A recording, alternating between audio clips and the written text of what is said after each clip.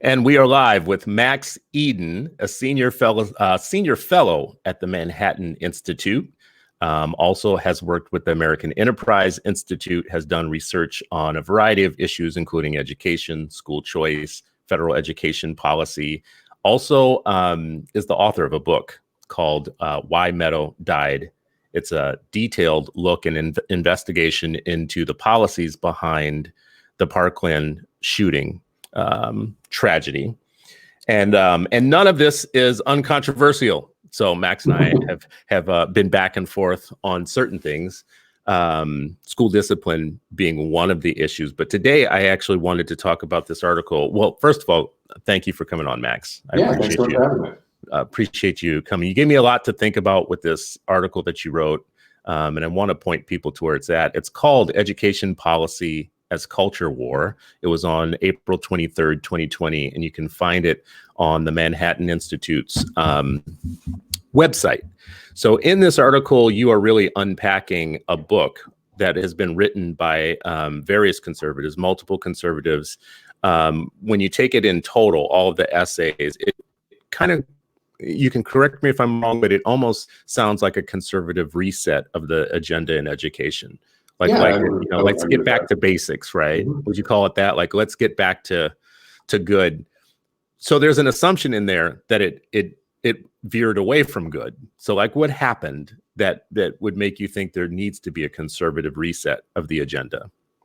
Yeah, I mean, I think you can kind of trace the broad contours of what's happened. It's a story that I think most people who are in the space every day are kind of keeping an eye on it every week, as you and I and most of your followers are familiar with, right? I mean, for many decades, there wasn't much a thing as education policy. For several decades, it was broadly confined to, okay, let's redistribute resources into some communities that are distinctively resource poor and hope that that kind of makes a difference. And then around 2000, we saw the kickoff of what became kind of the Bush-Obama education policy reform consensus agenda program, which was, we now, due to better data collection, can see, and desegregation, can see these dramatic disparities by race, by class, by location in education.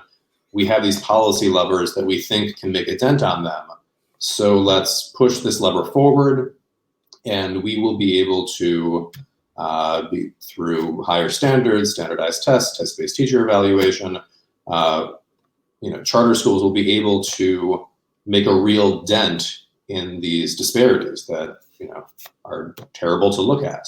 Mm-hmm, mm-hmm. And long story short, partly due to the way in which these policies somewhat crashed once they were pushed from a higher level in the federal level, somewhat due to the policies maybe not being the wisest or the most promising to begin with, but probably largely due to the limited power that schools have, in my opinion, to really dramatically reshape what are deeper societal problems. There was a lot of frustration in the kind of policy discourse world, and you saw it kind of crest and start to come back during the Every Student Succeeds Act, where there was a sense of, whoa, we've gone way too far. We may or may not have done more harm than good, but we certainly haven't done half of what we set out to do.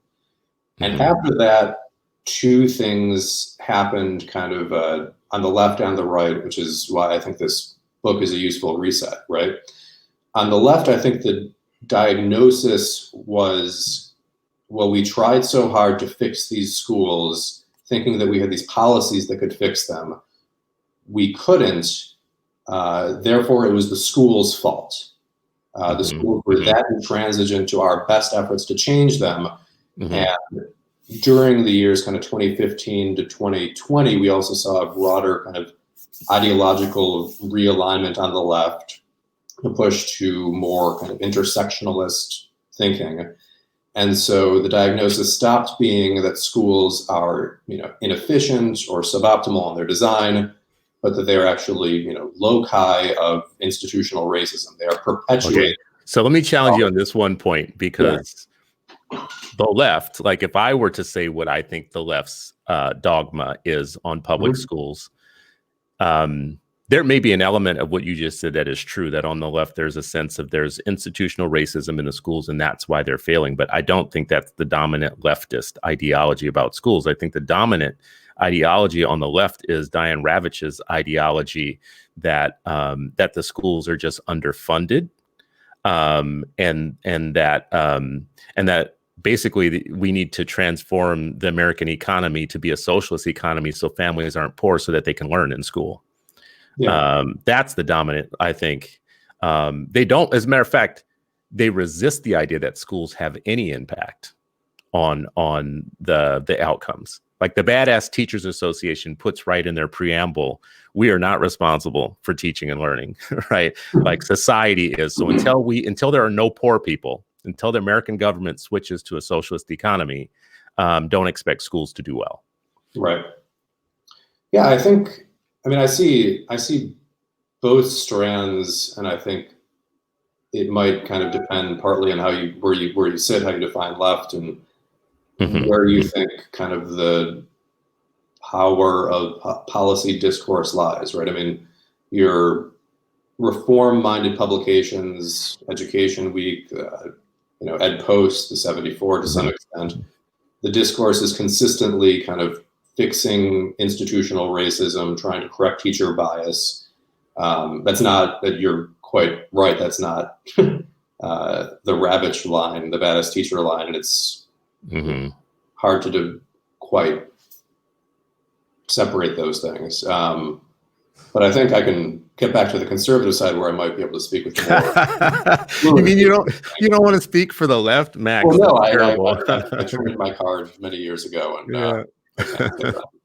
all right, so let's talk about the right side. On the right, I'm confused about the right just in one way, because I've always felt like things like higher academic standards, test-based accountability, we give you $600 billion, there must be some strings attached to that. Like you need to perform, as being conservative. And it feels like you're not the only one who said it, but it feels like people are now admitting that crashed and burned, like you just said, between Bush and Obama. I'm confused about how that happened, though. Like how high academic standards and test scores and performance stopped being a conservative thing.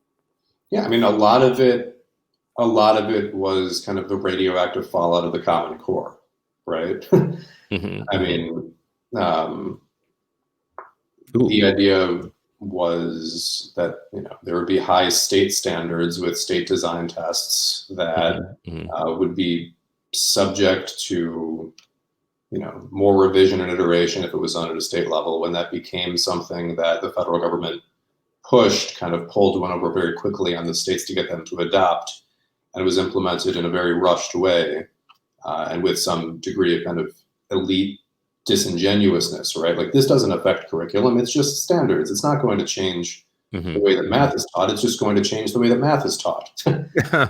Right. And that engendered a massive populist backlash, to the point that if your average kind of Republican-leaning mom, dad, parent who doesn't really think through philosophical arguments of what do conservatives mean and think about schools, all you know is the Common Core was pushed to my kid's school. None of us had any say on it. The math makes absolutely no sense. I can't do my second graders' math homework. Which is something that I don't think we can understate. I mean, just on Twitter, especially recently with all the homeschooling, you see these parents posting second grade kindergarten math problems that I don't understand. But you were taught in a lax public education system that didn't know how to teach math for years. Well, allegedly, right? According to mathematicians. According to mathematicians who actually had no particular, who we had no reason to think knew how to teach math better, who had no real data behind them. They were educators, though. What's that? They were actual educators, though. They were actually math teachers, and the Association of Math Teachers, like the National Association of the folks that represent math teachers in their thought process, were kind of at the front of that. So like I'm feeling what you're feeling right now. My kids are at home. I'm looking at their math and I'm thinking like we're gonna have to phone a friend.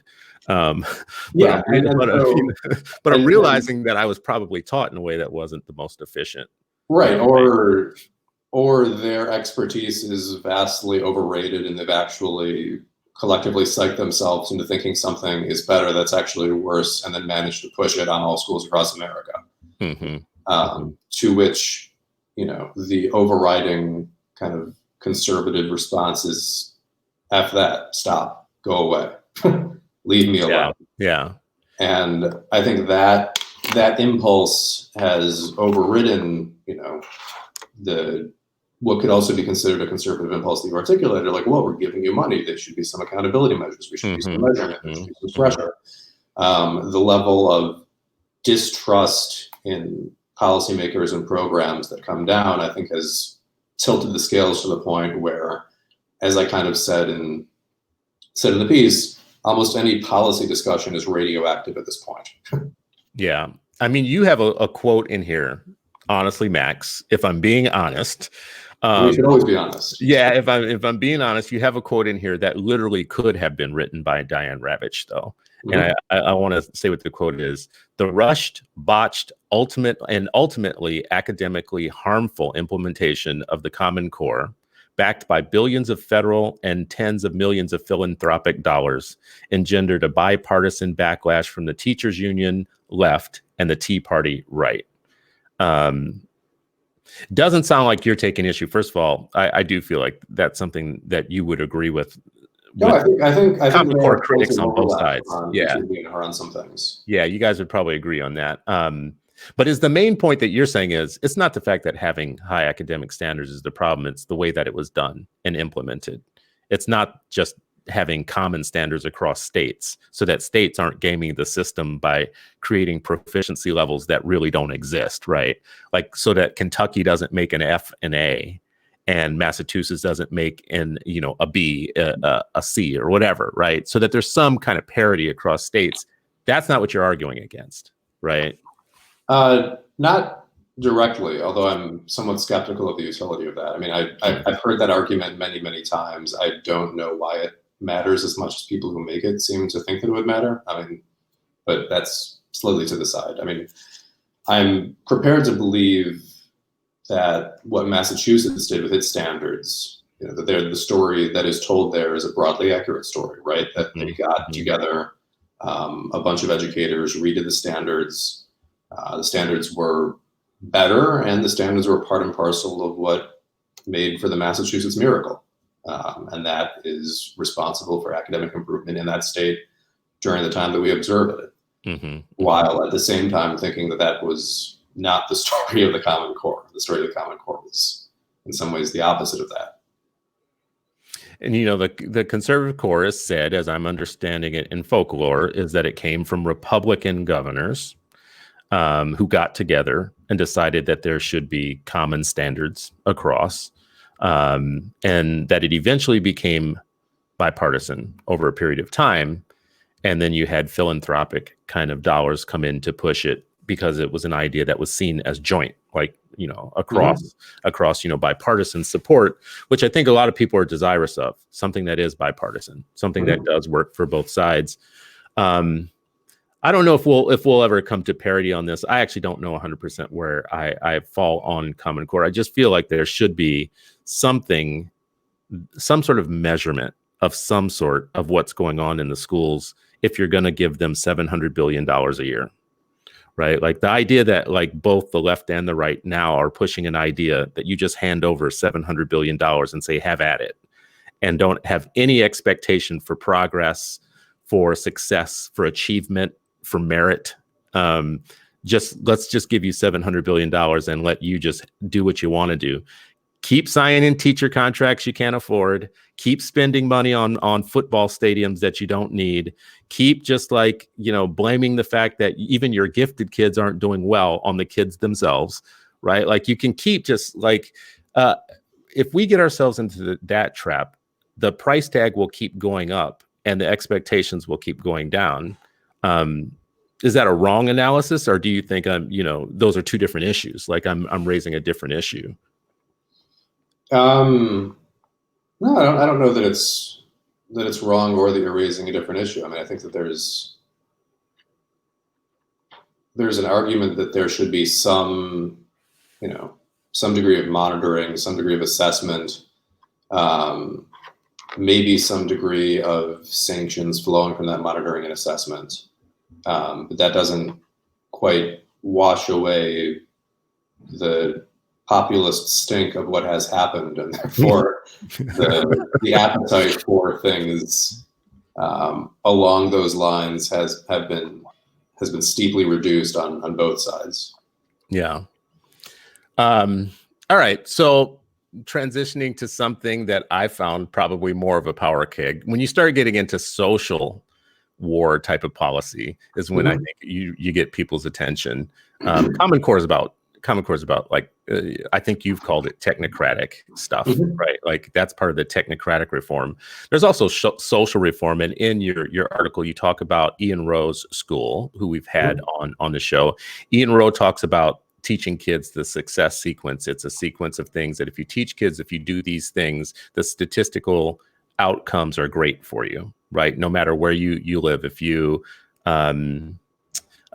finish high school, if you get any job, and if you don't have a child before you get married, statistically things go much better for you than not. So in your article, you're kind of asking a little bit about why aren't we teaching that more on a broader basis? You give the example of like sex education. If we're going to teach kids this stuff in sex education, why not teach them what family success looks like too? Help me out with that. That it's not that I disagree. I feel a little weird about the government teaching my kids about any of that, right? Like so like any of it, like really, like I want to teach my kids about what a family is and what a family looks like and what a family should be. And I want the Amish to teach their kids what a family is and what a family should be. So how is that not also participating in the culture war stuff? Wanting to get preachy with kids about anything feels a little like you're participating in the culture war too. The same one that you're saying is an issue. Well, I mean, I think it is participating in the culture war. The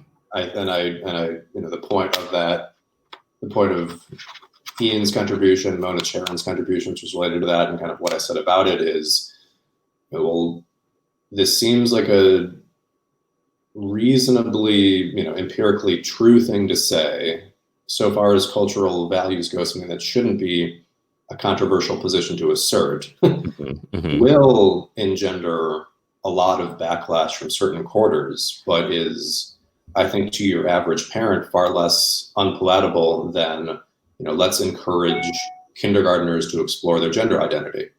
And part of, what I don't quite say in the piece, but I've said it several times in private gatherings, is that there is a culture war in education and only one side is fighting it right now.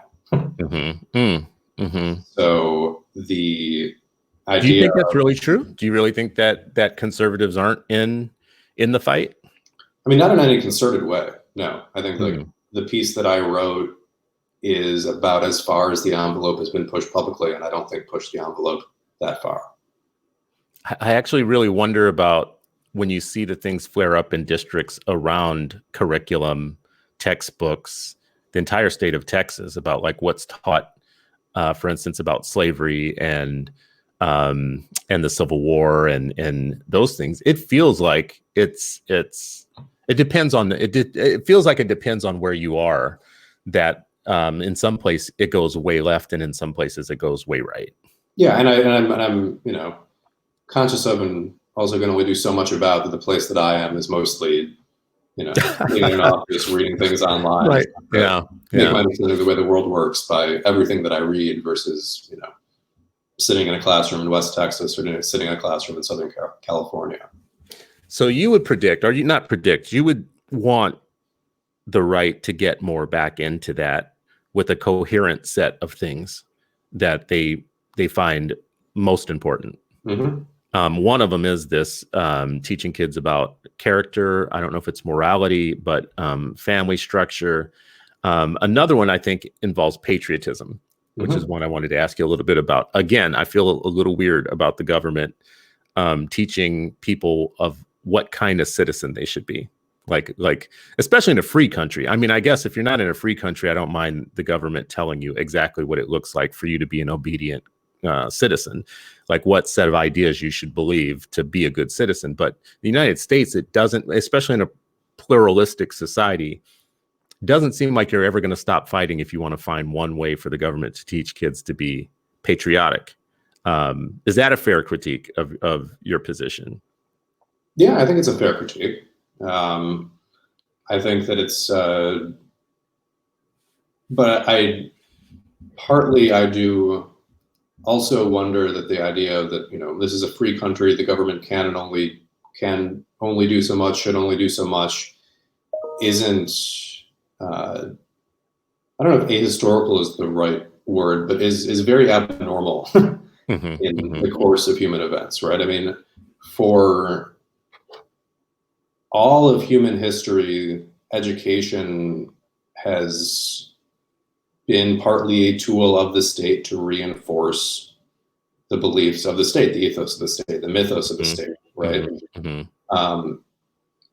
America but more than America now, kind of the contemporary West is extremely atypical insofar as kind of the more educated one becomes, the more one becomes disenchanted or disaffected by the regime, right? I mean, you think about your British, Oxford, Eton, etc. of the 16, 17, 1800s, the people who went to the finishing schools there were there to hold up the British Empire, to embody British values. You contrast that to what we have now, your Harvard, Stanford graduates, Yale graduates, grad students, are frequently the ones who are most inclined to say that this entire regime is bogus. And I think that it's a very bizarre thing, and I don't know that will make for a long-term national polity that coheres, that works. And I think that trying to push states and communities to engage in teaching about America the way that America had been taught before the past 40, 50 years probably do more to keep our country together than the path that we're on right now, where we kind of wave our hands, say it's a free country, what we can really do, and then turn around and realize that we have nothing in common that unites us and binds us. I mean, do you think that the previous story, though, was the thing that united and bound? First of all, do you think we've ever been united and bound in a way that wasn't forced or coerced, right? Like thinking specifically about African Americans, Native Americans, people who have fought long term for their civil rights, people who have never been seen as fully human by their government. I don't think that they think in 1970 or 1950 or 1940 or 1930 we were united because of the story our schools were telling us. No, I think you're right about that, and I think that's a lot of what makes the project so difficult. I mean, I'm very sympathetic to that critique, and I don't have an easy, glib, or obviously this is the way to do it answer to that. I almost feel like you can't do anything about it. Yeah, because I heard you just say, we're a free country, you throw your hands up. I almost feel that way a little bit about it for one reason. I don't think we're ever going to agree on which story we should tell about history. And because there are like 8 million different ways you can tell the same story. And I don't think yours and mine are ever going to line up. So I think it's a fool's endeavor for us to ever try and land on something that's good for my family and yours. Like one universal story in the United States about how the Civil War went down, for instance, right? And I think you partially agree with me on that. If we get into something like you wrote in this piece about 1619, the 1619 Project, from the New York Times, written by Nicole Hannah-Jones, that just won a Pulitzer yesterday, as a matter of fact. And you and others from left to right, there have been left-wing and right-wing historians that have pulled that project apart on the basis that it has factual inaccuracies in it, errors, in it, and some things that might just be objectionable, whether you consider them, inaccurate or not.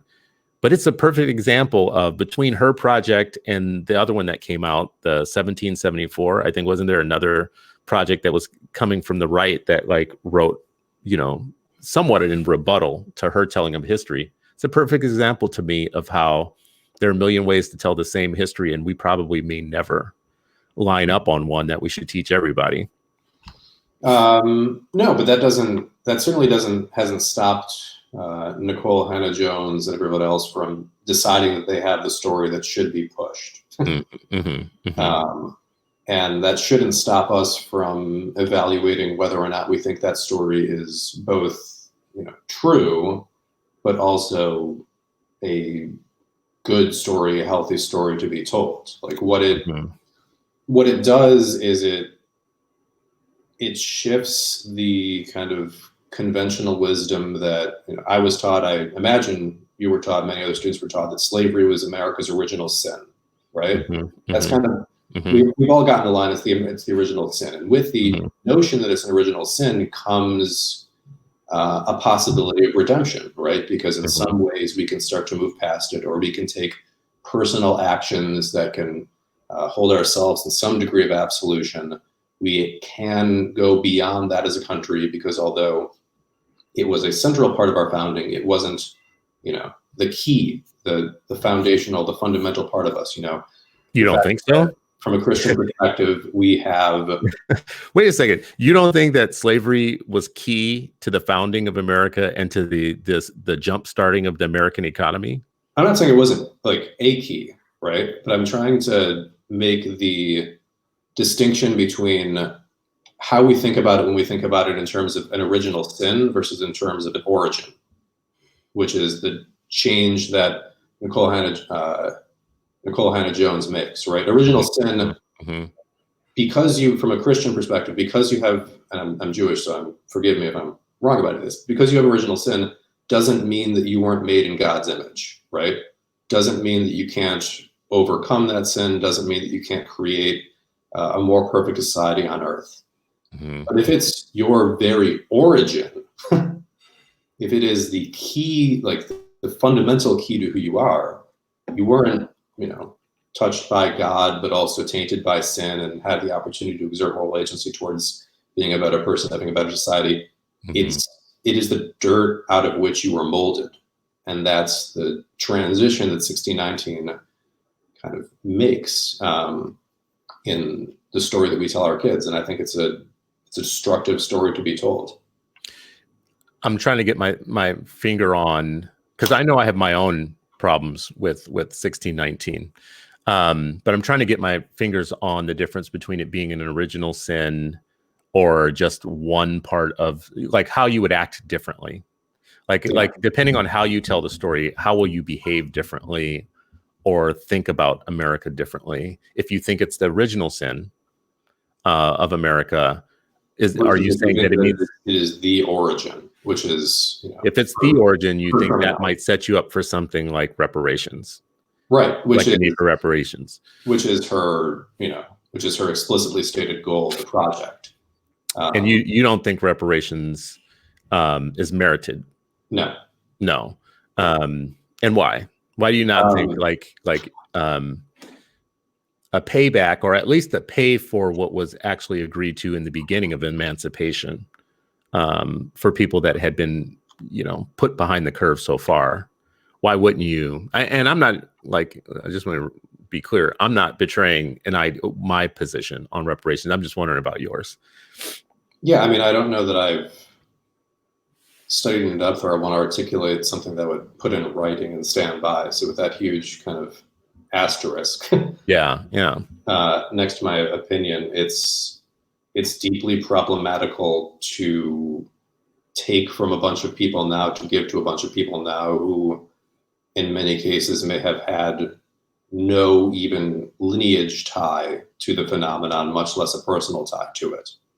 You don't think so? No, you don't think so at all. So first of all, so you take from people who you could be taking from one set of people who immigrated to the country 30 years ago and giving it to another set of people who immigrated to the country 30 years ago. All right, push on that a little bit. So you immigrated to the United States 30 years ago. You came to a fully formed economy and country and benefited instantly from a fully formed country and economy. that you didn't contribute and pay into, but you come 30 years ago and reap the benefits of a fully formed economy that you didn't pay into, that you are instantly benefiting from. Is it really taking from like a completely, a person who has no debt within the United States? Like if you came here 30 years ago, 60 years ago, even, you're really pretty much getting an upgrade instantly, don't you think? Like an economic upgrade.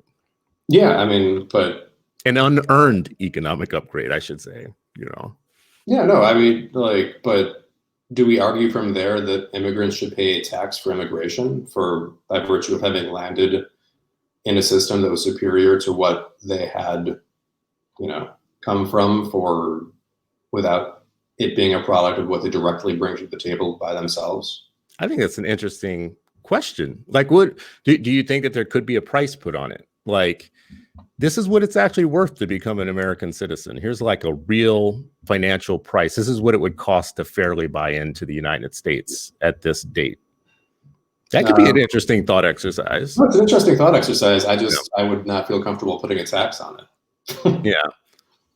Or a buy-in amount or something. The only reason I push, I don't want that to happen. The only reason I push to make that a thought exercise is because then you would have to put a number on what you actually inherit when you come here, so that you don't get the story of, well, I just came here recently, I don't owe any debt to the United States for all of the things that happened before I came here.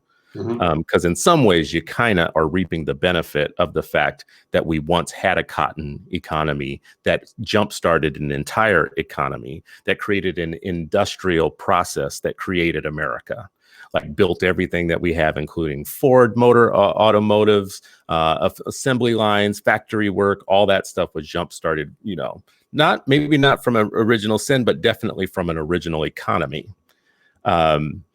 And I think that would be the basis of what a lot of people would think about with reparations. But is there anything else about the 1619 project besides the drive for reparations that you find kind of objectionable about how we teach history? Yeah, I mean, and again, it requires some imagination on my part to even try to put myself into certain positions. But if I am told this country was founded fundamentally on oppressing your people, that that it was not something that the founding fathers knew philosophically was wrong, but were totally personally hypocrites on, and kind of hoped that it would be fixed, and kind of wanted to set the country on the footing so that it would eventually be fixed in the arc of justice. They had enough of an understanding of it to hope that it would bend towards emancipation and freedom and equality, even if they lacked the personal political power or courage or what have you. If I were instead told, no, they believed that you were not human. The country was founded upon the belief that you were not human. I can't imagine that internalizing that message and being prepared to be like a productive, engaged member of that country. I think it kind of breeds a disaffection that is corrosive and hard to get over. I think it's not that I'm the expert in African-American political theory, African-American kind of political civil religion, but you've seen, major figures, revered figures in the Black political establishment take a very different tone towards this, a very different tack towards this, right? Frederick Douglass used, at an earlier stage in his political career, argue that the Constitution was a fundamentally pro-slavery document. And he later came to the conclusion that it wasn't.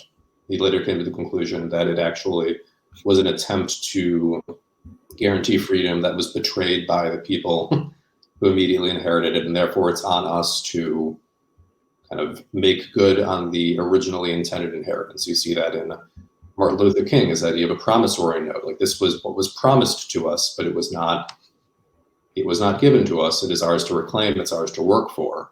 It's a very different message than this country was founded on the conviction of fundamental human inequality, which has a longer kind of political history strain of thought in, the Calhouns of the world. And it's that message that we're trying to now give to students in the middle of this century. And I think that it's a worse message to give than Douglas King message. I mean, isn't that a little bit about like he who writes the history, gets to tell the story? So like, it's I don't know what the cliche is about, like, as long as the lion doesn't, write the story, whoever the hero would be, I don't know. It's like this, it's a comment on whoever's pen is actually writing the history. They're going to write it favorable to themselves, right? Like writing history is a political act in itself. You're never going to write your own dirty laundry.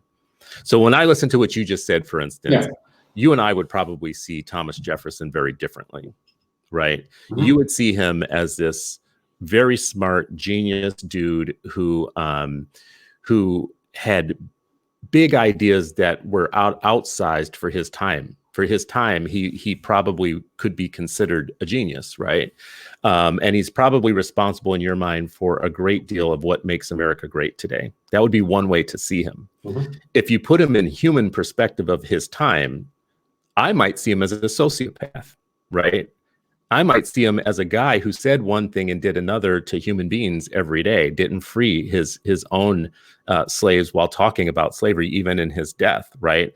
Had multiple babies with a slave, and by the way, she was a child when that was going on.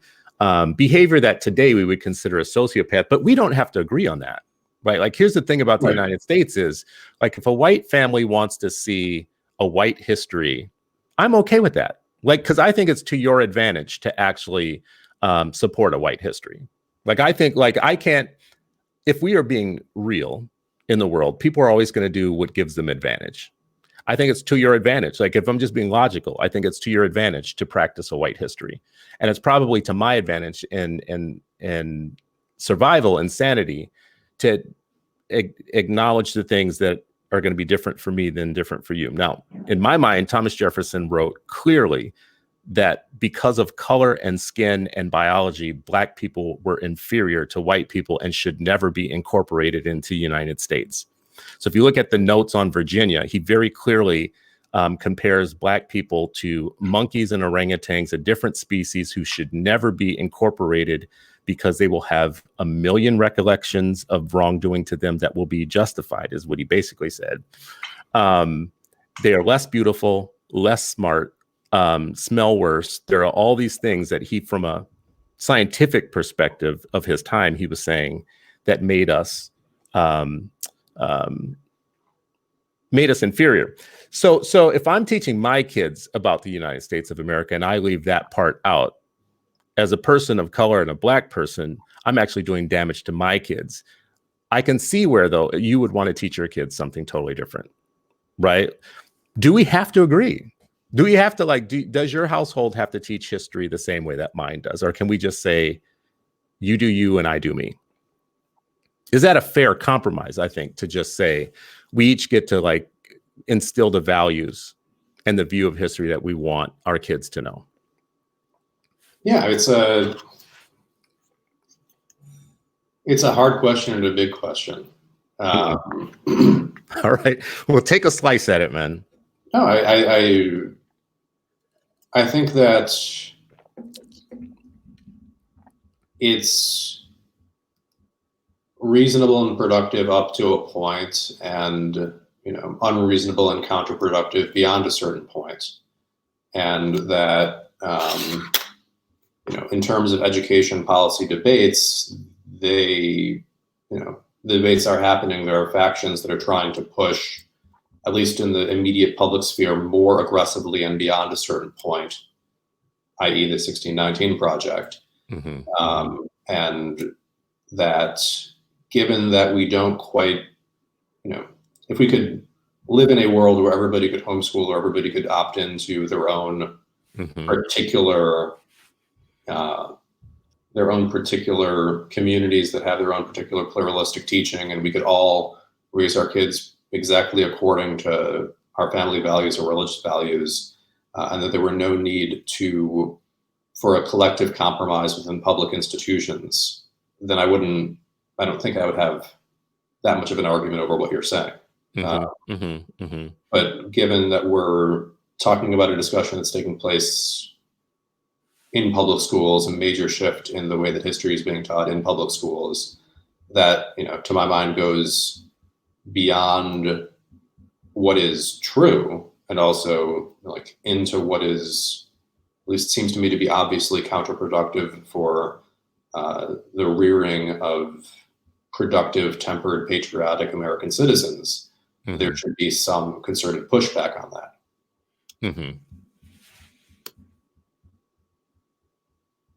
So the original, in the founding of the United States, education was very much more a home process. It was very much more a family process. So this is pre-mass schooling and government schooling in total.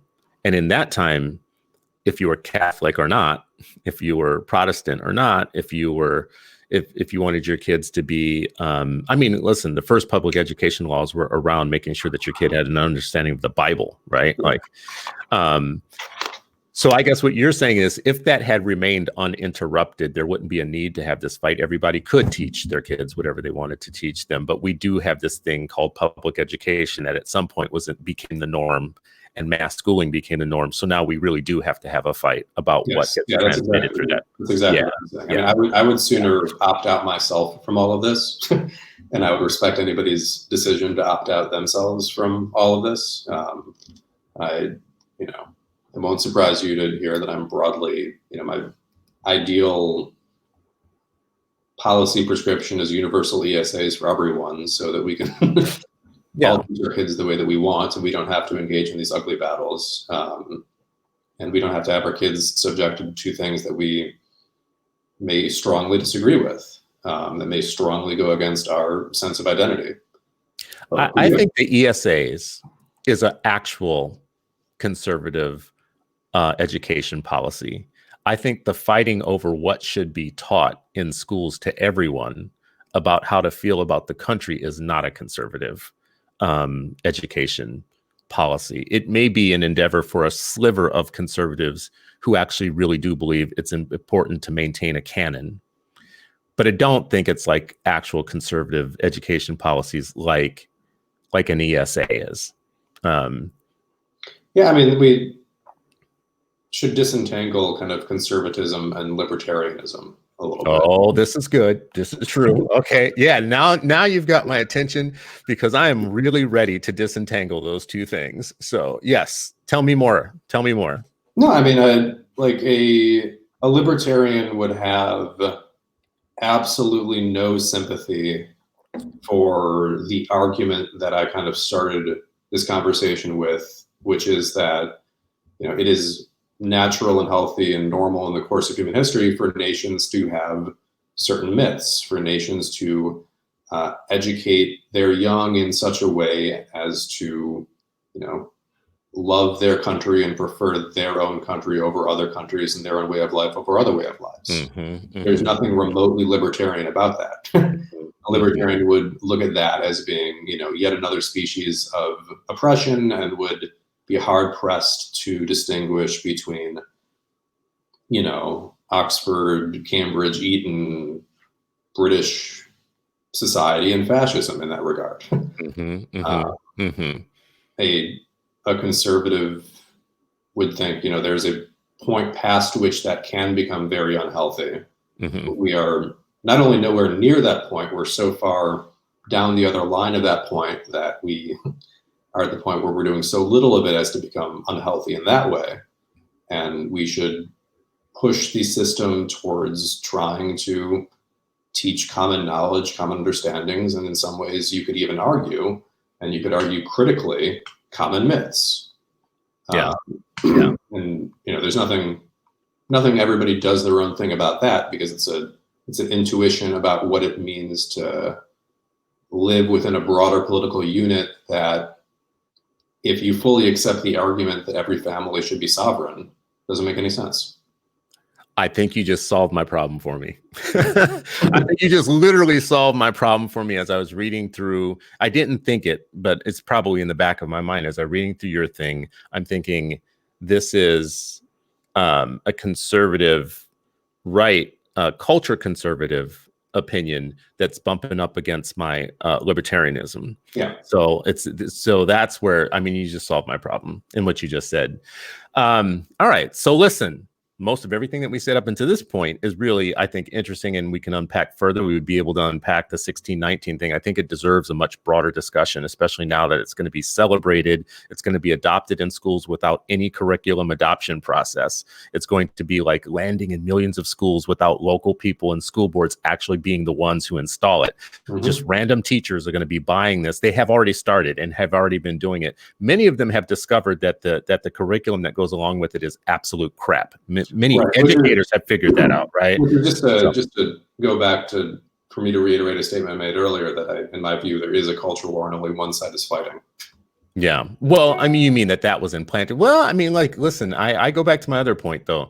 I mean, Jefferson County, Colorado, and other places definitely like have culture fights going on where people are trying to install textbooks that say slaves were happy employees, like happy workers or whatnot. So I actually see it on both sides. And my libertarianism bumps up against both. I think both are kind of doing the same thing. They just want a certain story to be told. On both sides, they're like, no, my story is better than your story. And I'm saying both of your stories are great for you. Like, teach your kids what you want to teach your kids at home. Let schools, because 1 + 1 will always be 2. So I don't mind schools teaching kids how to be numerate people, because I think the world is based on math. And I think math is a lot less subjective, right? It's when we get into these goofy things that it starts breaking down for me that we should even have common schools. Like, I don't think it's meant for all of our kids to go to school together. I just don't. I think actually what you do and what I do is okay to be really different. Like, what doors we send them through. But all of that is less controversial, Max Eden, than another article I could point people to that I think is more, which you've been spending time on in the last year, which is student discipline. Yeah.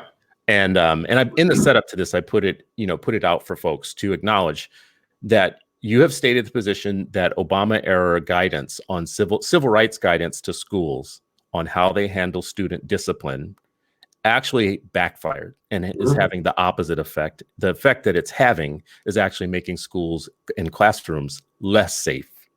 Help me in a nutshell how you get there, how you get from the guidance that Obama gives to schools broadly, saying that there's disproportionate discipline being handed out to children of color, to actually creating an unsafe environment.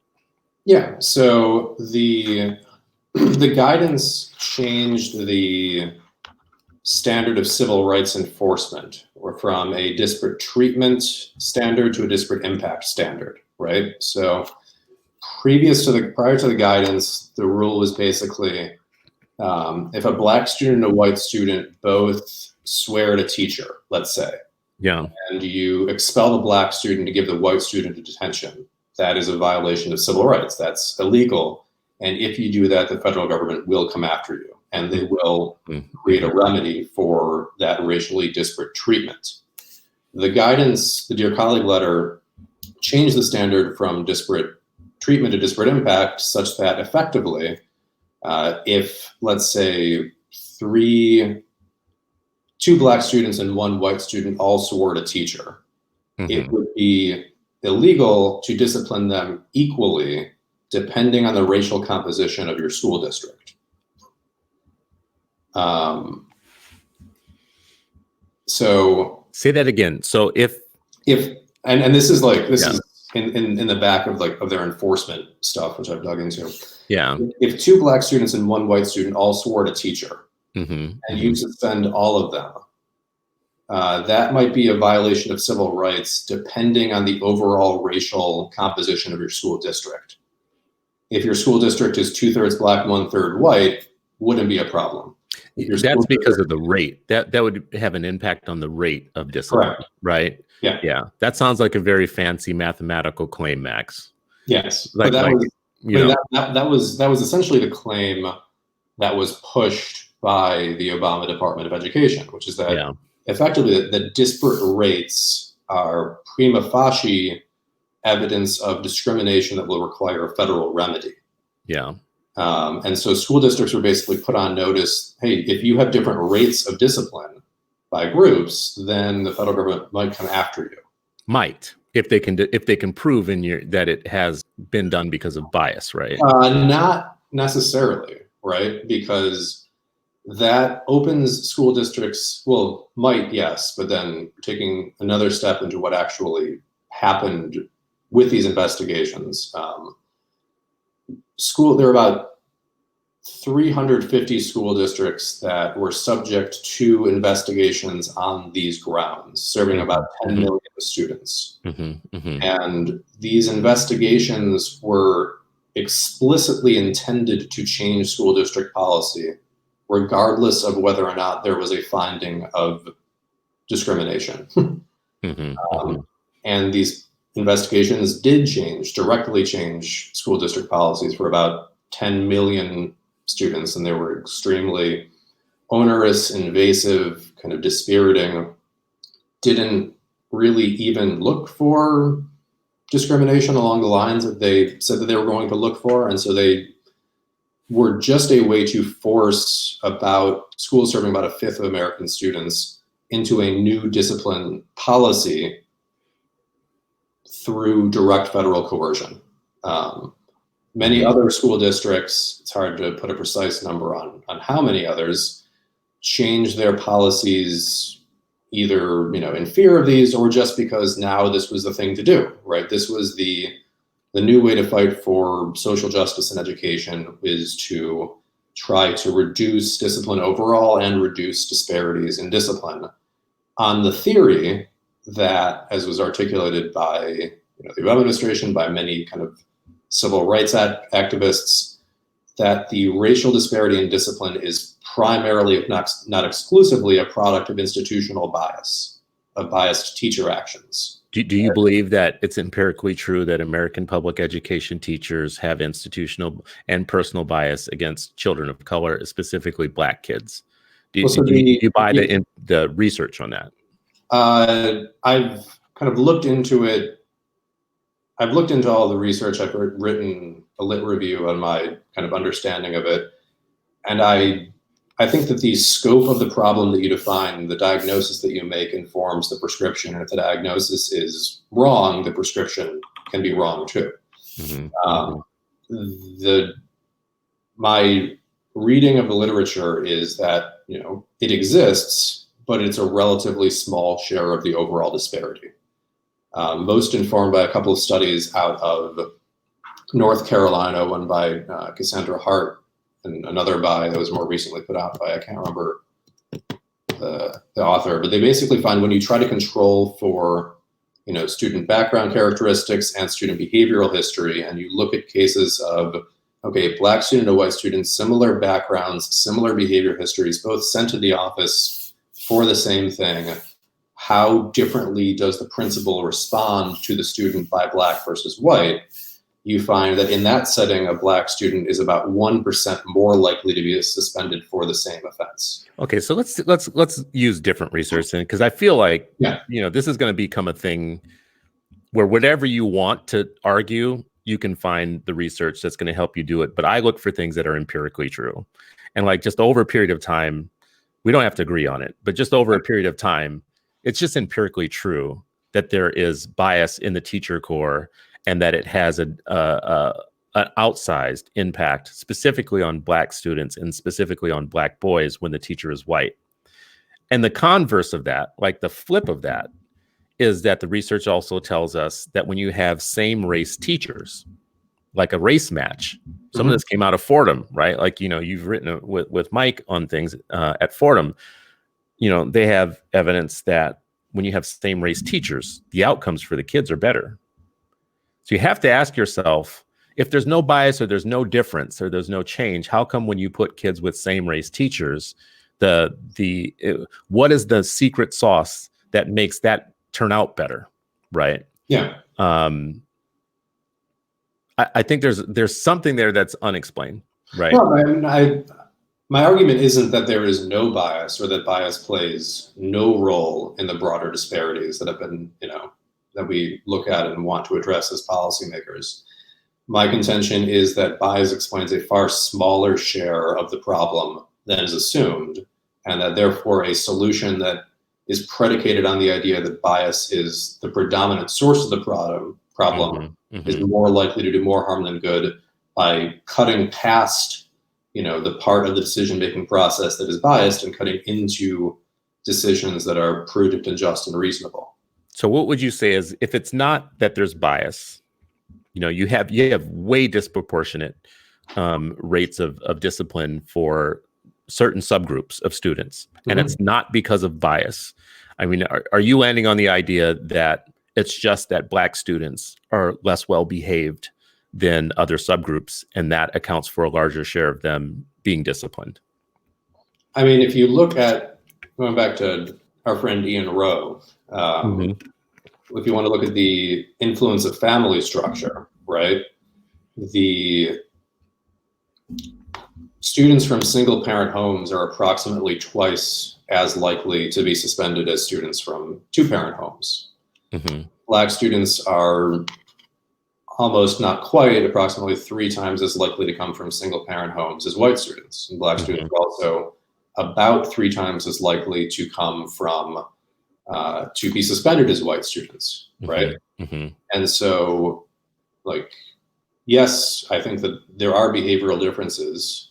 It's not a fun position to articulate because you can very quickly get pigeonholed on the argument of, are you saying that Black students are inherently worse, which is not. Well, I mean, that's a fair statement, because you have to continuously, with science, keep drilling down on the why. Right. Like, it's not enough to say, I believe it's because of this, and then not drill down on the why. Okay. So you just gave a possible why, which is family structure drives a lot, and poverty drives a lot. And concentrated poverty and concentrated family structure, all of which are disproportionately concentrated in African-American communities. To which I would respond, when you have a Black teacher with a Black student, the likelihood that that student will be identified as gifted goes up astronomically.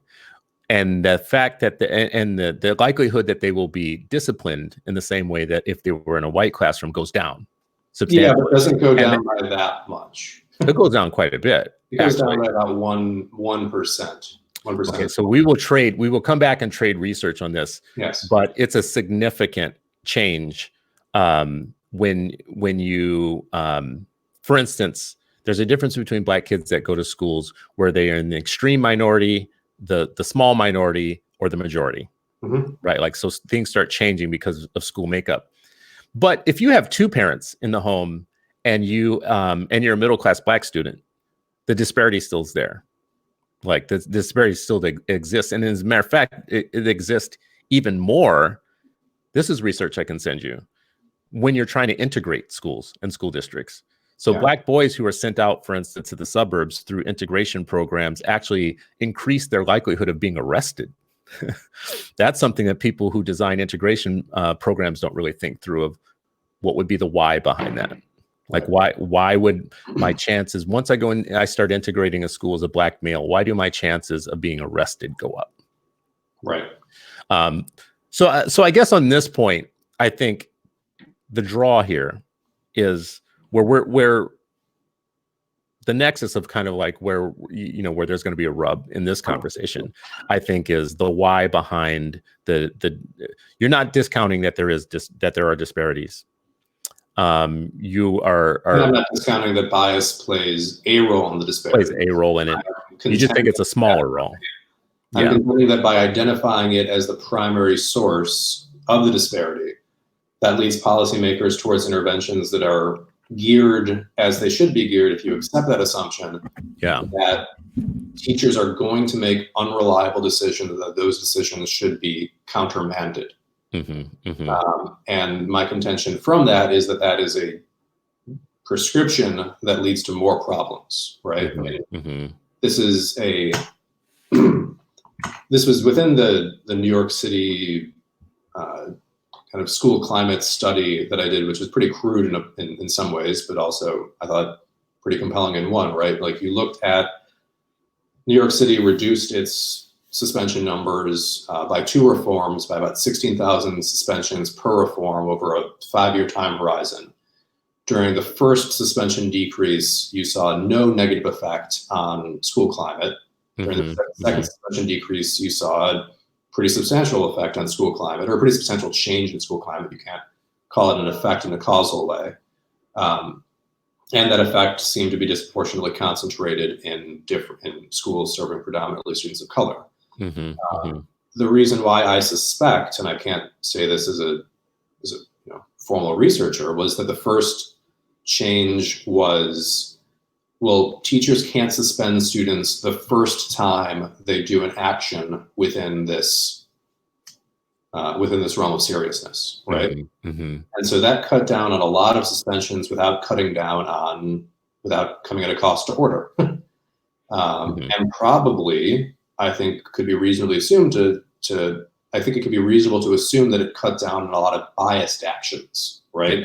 Yeah. If you assume that the way that kind of implicit bias operates, as the argument goes, it's the split second to things. It's not that you're trying to treat a student differently. It's just that you interpret certain behaviors slightly differently based on your reference points. And so, if you're a white teacher, you see 2 students just kind of yell out, you might just react to the black student yelling out more than the white student. It seems like by taking that more mild reform of just saying no suspension for first time of low level offense, you could address that bias, lower suspensions, no cost. The second reform was that after a student commits 3 low-level offenses, the teacher has to document each offense, write a write-up to the principal, who has to write a further write-up to the district, who gets to have like yay or nay decision over whether or not the student's behavior constitutes a suspension. And this is the case where I think that the reform just changes the rules in a way that's worse for everyone, because every student in that classroom knows, wow, now we have a much broader subsidy for misbehavior. And whatever progress you might have made at kind of tamping down at the role that biased decision-making plays in the discipline disparities, you have more than made up for by creating a dynamic that directly tells students you have a subsidy for misbehavior, because if you behave badly and your teacher writes you up, she's going to be the one who gets in trouble. Yeah. All right. So listen, I actually want to keep talking about this. Yeah. Because I think that this is a worthy conversation to keep unpacking from different points of view. And you and I have like crossed swords on it before, and it was unfortunate the way that we've crossed swords on it in the past. But I think it's good for unpacking. It's like one of those things that adults actually should look at with a hard, critical eye, and even if they're coming from different perspectives, like get to the bottom of it. Keep asking the scientific why behind these things, and get to the bottom of it on a socio-cultural libertarian way of looking at this. For me, the way that I call these as a draw so that we don't have to fight about it is we should have Black schools, and we should have Black people running schools and starting our own schools, so that we just don't have to turn our kids over to people that we're going to disagree with on these type of issues. I think the problem that you and I are talking about right now in this last thing that we talked about, the actual problem in what we're talking about right now is that we are compelled to send our kids to the same schools and let other people kind of work out these differences for us, right? Whether I believe what you just said or not, I don't think is the problem. I think the real problem is we're trying to send all our kids to the same schools together, and they probably don't.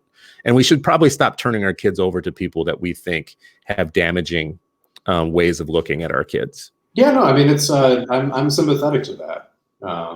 I'm not 100% sympathetic to that, because I'm not sure I'm 100% philosophically consistent in general. But, right. But there's something disturbing about the idea that you are turning your kids over to people who disagree with you, don't like you, don't think that you're right about X, Y, or Z. I mean, gets to the questions that we're talking about earlier when we were talking about curriculum, right? You don't want to turn your kids over to people who are going to teach them things that you think are wrong. I don't want to turn my Absolutely. kids over to people who can teach them things that I think are wrong. You don't want to turn your kids over to teachers who you think don't understand them, and based on that misunderstanding, will treat them in such a way that could leave negative, long-lasting implications. I don't want to put my kids into an environment, my still theoretical kids, into an environment where, in an effort to do that, schools are just countenancing a lot of misbehavior because they're focusing more on their top line numbers than on what's happening in the classroom. Yeah. I mean, like, listen, you wouldn't want to put your kid in an Afrocentric school, right? Yeah. You wouldn't want to do that. You wouldn't want to put your kid in an Afrocentric school, which should make it easily understandable for you why Black people wouldn't want to put their kids in Eurocentric schools, right? Yeah, I can understand that. Yeah. Corey DeAngelis, who's watching this too, by the way, who is one of the internet slayers. He likes school choice. Did you know that? He likes school choice a little bit, and in this discussion, when he's listening, as he's watching this, he's like, the degree of the role of discrimination differs by individual school, teacher, and location. It can be hard to prove to hold individuals accountable. That's why we need school choice. Families have that local knowledge, right? And that's where I think we all come together. This is where we have a Venn diagram. The ability for my family to have a choice of where I put my kids and what they will learn and under what circumstances and context and who will teach them, what they will teach them, all that. As long as the family is sovereign, we don't have a problem, right? As long as I can choose for me, you can choose for you, and then we can let the cultural warriors fight over the generic schools, but we get what we want, our own. So anyways, everybody who's been watching, this is what I knew would be a good conversation and a challenging one in ways. I appreciate being able to discuss this stuff with you. And I think it's only the start, because I really do want to unpack more of this as time goes on, because for me, it's the mature thing to do. We cross swords on this stuff. We didn't agree on things or whatnot, but I actually like this kind of conversation better than the conversation that we had before about it. So I think we should keep talking about it. I know people are going to have a lot to say to me after this about what they thought about it, their thinking. This has been Max Eden, Senior Policy Fellow with the Manhattan Institute, also writes for various publications, has been in the Journal of School Choice and more popular publications like the 74 and others. Would love to come back and talk to you about your book. Max has written a book called, what's it again? Why Meadow was killed. Why Meadow died. That specifically is a detailed look into the Parkland shootings, school shootings. Max, thanks again. I put your, what has been trending on the bottom this entire time have been how people can find you on Twitter. So, so we want people to engage with you as I have. Thanks again. I appreciate it. Great. Thanks so much, Chris.